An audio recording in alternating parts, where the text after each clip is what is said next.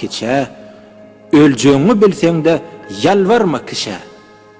Dine bir adama yalvar deydiler. Onun adına Dilver deydiler. Ayıp del näzin çekmek deydiler. Näzden yüzün soğan akmak deydiler. Yine iki merde yalvarmak olar.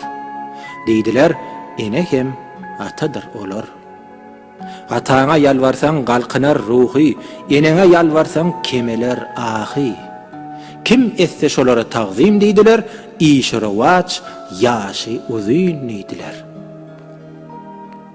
Yine kän edeplen tuttular adın, deydiler, qavanma özgän şöhratın, qavanma zehinin ezelligini, qavanma öz joran gözelligini, qavanma öz ärin gerçekligini, qavanma öz gelinin alçıqlığını, ne näzlerin ne de sözlerin qavan, dine oynoklotsa gözlerin qavan. Deydiler, erkekten belenttir